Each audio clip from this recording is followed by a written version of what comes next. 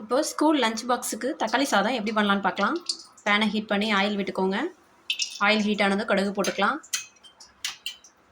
கடலைப்பருப்பு, கடுகு ஆட் பண்ணிக்கலாம்.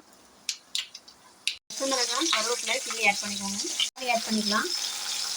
நல்லா வதக்கிக்கலாம்.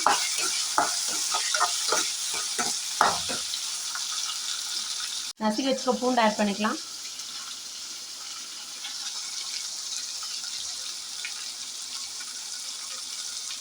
இதை நல்லா மிக்ஸ் பண்ணிக்கலாம்.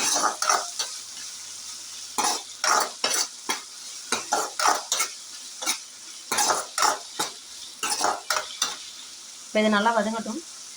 வதங்கிறதுக்காக உப்பு கொஞ்சம் போட்டுக்கலாம்.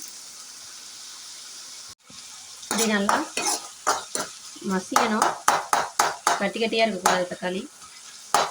அப்போ தான் சாதம் கிளறும் போது நல்லா டேஸ்ட்டாக இருக்கும். இது நல்லா பேஸ்ட் மாதிரி வரணும். அந்த அளவுக்கு நல்லா வதக்கிக்கோங்க. நல்லா வதங்கிட்டு பாருங்கள்.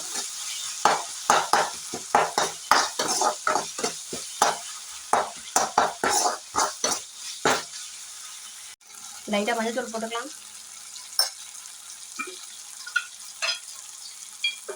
லைட்டாக டேஸ்ட்டுக்காக மிளகாத்தூள் லைட்டாக போட்டுக்கோங்க. மிக்ஸ் பண்ணிக்கலாம்.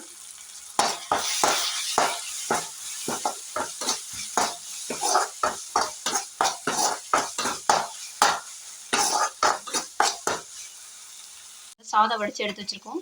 இதை இப்போ தக்காளி கூட ரெடி பண்ணி போட்டுக்கலாம்.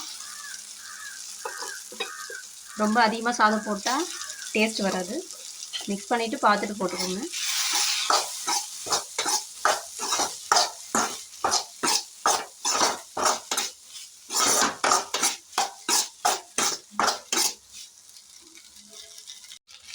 இப்போது நம்ம தக்காளி வதக்கும் போது கொஞ்சம் உப்பு சேர்த்துருந்தோம். இப்போ சாப்பாட்டுக்காக கொஞ்சம் உப்பு சேர்த்துக்கலாம்.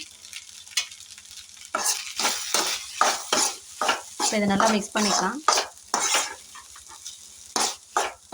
அவ்வளோதாங்க, ரெடி ஆயிடுச்சு. சிம்பிளான தக்காளி சாதம் லஞ்ச் பாக்ஸுக்கு.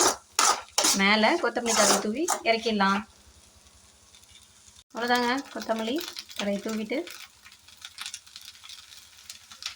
ஃபினிஷ் ஆயிடுச்சு தக்காளி சாதம். ட்ரை பண்ணிவிட்டு எப்படி இருக்குன்னு சொல்லுங்கள்.